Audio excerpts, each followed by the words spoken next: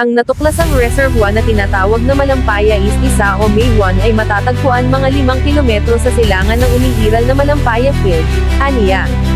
Ibig sabihin, makakapag-supply ito ng kuryente sa mahigit 5.7 milyong kabahayan, 9,500 gusali, o halos 200,000 paaralan sa loob ng isang taon. Kailangan ng Philippine Air Force ng mga pangmalakasang jet fighters aircraft kahit 4 na units ng F-15EX Strike Eagles. The F-15EX carries more payload than any other fighter, including the unique ability to accommodate up to 12 AMRAAMs or an equivalent mix of large ordnance.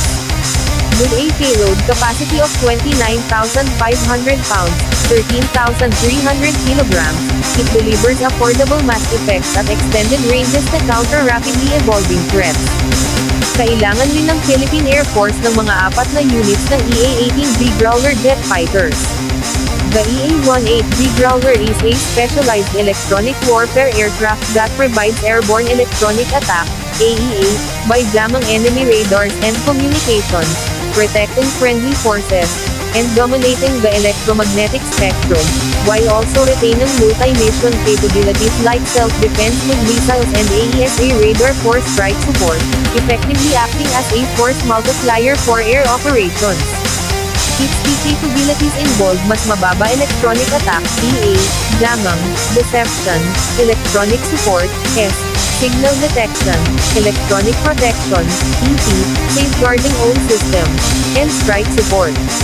Kailangan ng pagbabantay ng pinagsanib na puwersa ng PCG-BFAR at Philippine Navy at Philippine Air Force para mas mamonitor ang pagpasok ng mga barko at mga aircraft ng iba't ibang mga bansa at proteksyon ng mga sakop na katubigan sa loob ng EEZ.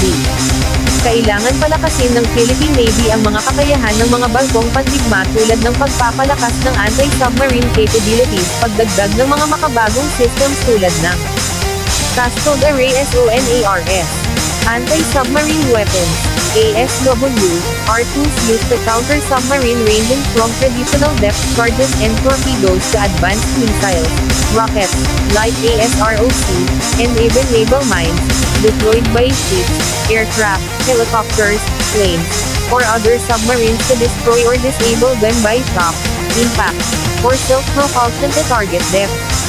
These systems work by detecting submarines with sonar and then launching munitions that either explode nearby, depth charges, rockets, or deliver a homing torpedo to the target area.